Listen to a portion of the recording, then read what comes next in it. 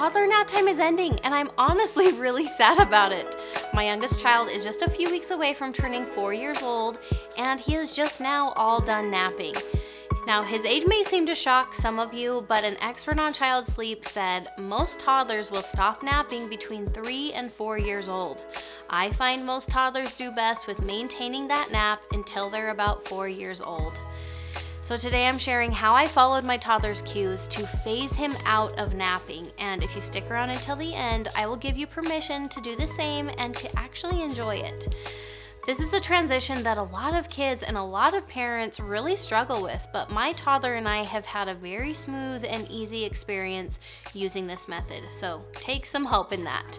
So right off the bat, I want to say that if you're watching this video and your child is under 4 years old, think long and hard before completely dropping your toddler's nap. You may think that they're ready, or maybe nap time has been really rough lately, and so you're just kind of feeling like, well, what's the point? But a lot of parents rush into dropping naps cold turkey and don't realize that it can lead to their toddler being overtired. It can make the home stretch of the day a lot harder by increasing tantrums and behavior problems, decreasing cooperation, your toddler falling asleep when and where you're really not wanting them to, and possibly even disrupted nighttime sleep. So before you do anything, look really objectively at 4 things to see if there are consistent signs that your toddler needs less nap time sleep. So these signs would be difficulty falling asleep during nap time. So instead of sleeping, your child wants to talk or sing or get up and play. Difficulty falling asleep at bedtime. They used to fall asleep right away and now they just don't seem that tired. Waking up early. They wake up happy and rested, but earlier than normal. Doesn't appear sleepy on days without nap time. If there's a random day that you had to skip a nap, they seem fine and stay awake and alert and happy. So if you're seeing these signs or any of these signs consistently, your child is probably ready to start the transition to no naps. This does not mean that they'll never take a nap again. I have always found that it's best to make this shift very gradually. They may not need a nap every day anymore, but for a while, they'll probably benefit from a nap most days or every other day. The main thing for you to do is to sharpen your skills on noticing their cues. You're trying to get to the sweet spot where they're functioning well throughout the day, sleeping great at night, and you're rarely seeing signs that they're tired.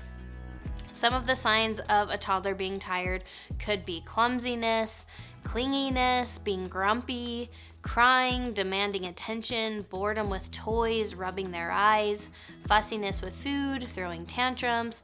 If you're seeing these signs right before bedtime or right before nap time, that totally makes sense, right? They're tired, they're ready for sleep.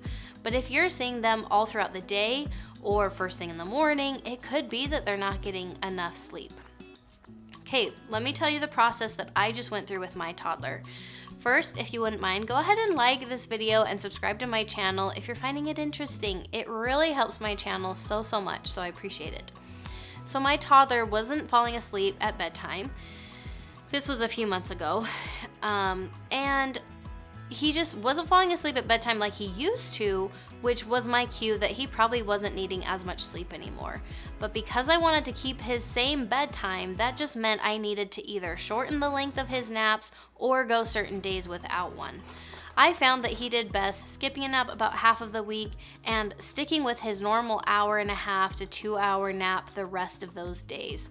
So basically he was having a nap about every other day. He was ready for bed every night, whether he had a nap or not, and woke up at the normal time in the morning, either way as well. So this was the sweet spot for us.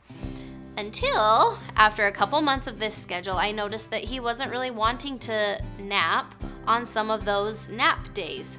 Some days I knew he was tired, right? He was having a big fit around lunchtime and he seemed tired. So I could tell that he was just kind of resistant towards having a nap even though he really needed it. Other days though, it seemed like he actually wasn't that tired. So what I decided to do was every time on a nap day, so about half of the week, he and I would lay on his bed ready to sleep, and if after 5 to 10 minutes he wasn't asleep, then I would just leave the room telling him that if he didn't want to sleep, he could just have some quiet time instead. So there it is. My main point in making this video, quiet time. Even when your toddler stops napping, you should still Protect this time of the day for independent time every afternoon. So on the off days from napping, or once they've stopped napping altogether, you want to transition your toddler into having quiet time. Quiet time just means it's a chunk of time every afternoon that they're expected to play quietly in their room by themselves. If this feels like a really big stretch, thinking about like a whole hour or 2 hours, then just work your way up to it. Start where you're comfortable, maybe 15 minutes or 20 minutes. Work your way up to at least an hour, and then even beyond as your child gets older. If your toddler won't stay in their room, right, that could be a common problem. I've heard people that use a baby gate or something in front of the door to just ensure that they don't come out.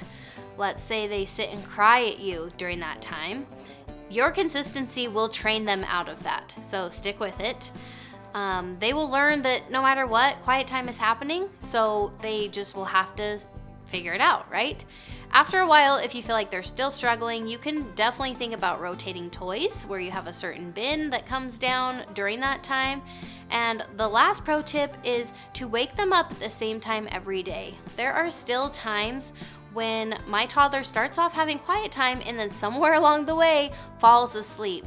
His nap time has always been from 1 to 3, so every day I wake him up at 3 o'clock no matter how long he has slept. That protects bedtime and just keeps me from getting stuck in the drama about when to wake him up, because that can be kind of stressful. The beauty of quiet time is what it offers to you, beautiful mama. What you do with this time is totally up to you, but I would focus on rest and rejuvenation. You figure I started foster care 9, 10, 11 years ago. So for 11 years now, I have had a designated hour set aside for quiet time every single day for me to nap or get something done. It really just depends on what season I'm in, what I do, but the main objective is always to gear myself up for the harder part of my day. Let's be honest, after school, extracurricular activities, dinner time, bedtime, all of that is really the hardest part of the day. And I wanted to be showing up for that time of day as my best. So the midday reset that quiet time offers me is super important for my energy level and for my sanity. It's a really valuable window of time that every mama should be utilizing.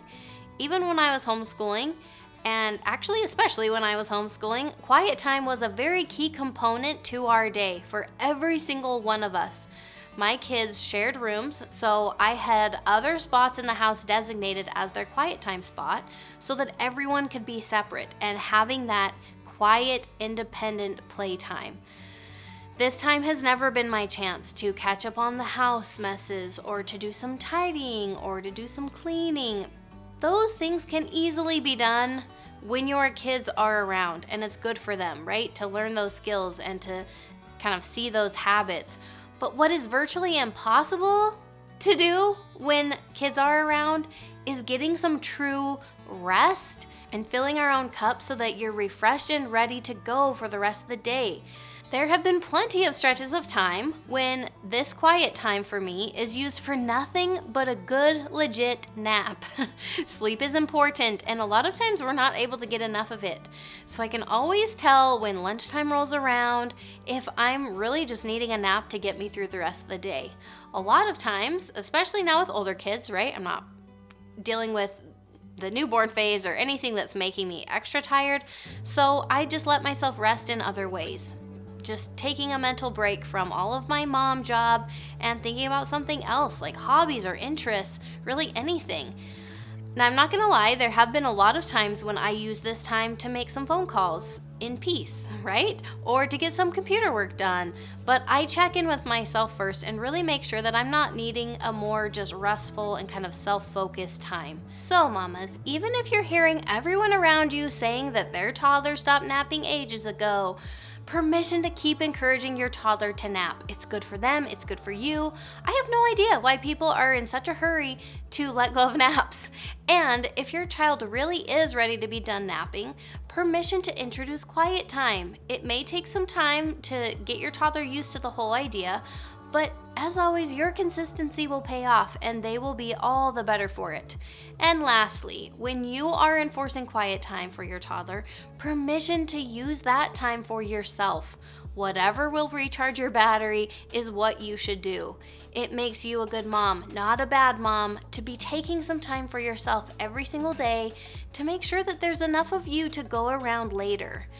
Now, speaking of later, if you're wanting to up your game at bedtime, I am excited to announce my Bedtime Bootcamp that is now available to purchase. You will learn to take back your evenings and enjoy more of this uninterrupted time that you're gonna start to get in the afternoons now. Over the course of 5 days, you will get an email and a video every single day and a printable packet that will teach you how to establish a bedtime routine, how to set appropriate boundaries with your kids, and how to enjoy some time for yourself. The link will be in the description, so be sure to go ahead and check that out. You ladies truly are wonderful, and I will see you soon.